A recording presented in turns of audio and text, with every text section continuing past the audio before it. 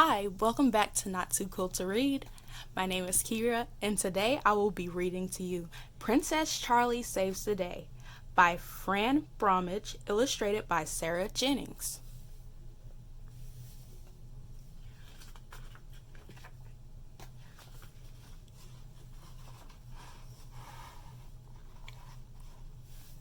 There once lived a young princess named Charlotte. Princess Charlotte preferred being called Charlie. She looked like a princess, but she didn't behave like one. Charlie didn't like dresses or dancing, and she didn't want to ever marry a prince.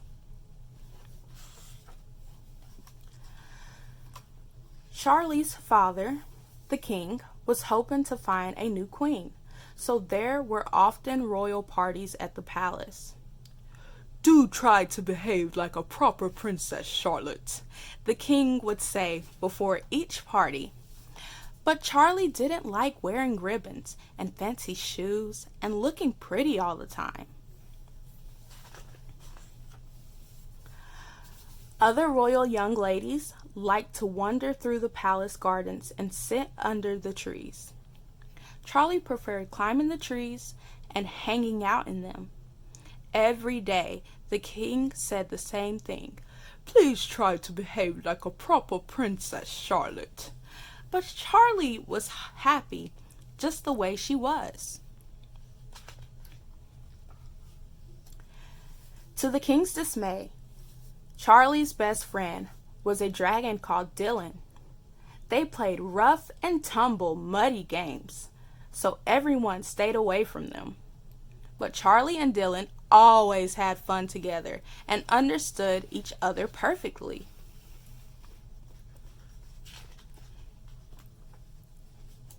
One day, Charlie and Dylan were playing in the woods. They were hanging upside down in a tree where they heard someone nearby. It was a witch, and she was chanting to herself, "Turn the palace into sand, so I may finally rule this land. Send me water so the king may fall. With this curse I will have it all."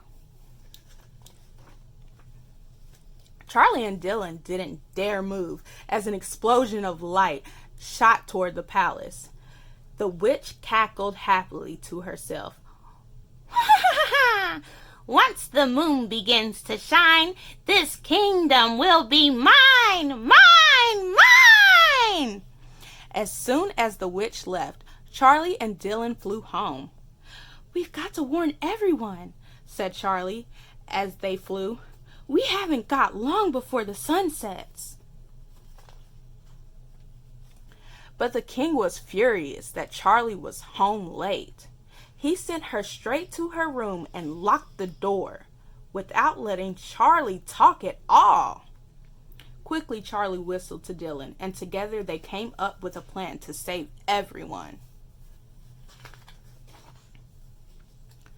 Charlie and Dylan flew from her bedroom and swooped across the palace courtyard.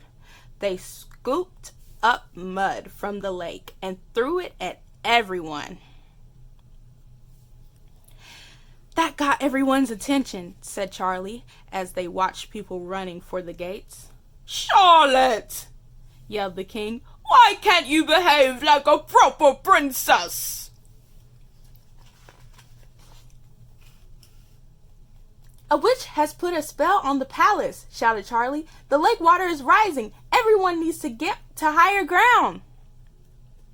"Dylan," said Charlie, "take the children up to the hill. I'll help everyone here."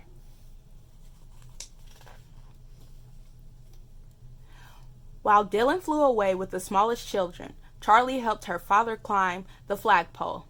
The guards threw ropes up into the trees so everyone could climb higher than the water. It didn't look as if there was anything Charlie could do to save the palace, though. As the spell worked its magic, the entire palace turned to sand, and the lake water rushed in. Suddenly, there was an ear-piercing screech, and Dylan swooped down, roaring huge jets of fire. The witch shrieked as whirls of sand were whisked up by the hot wind. In an instant, the whole building became a beautiful glittering glass palace, and the witch vanished.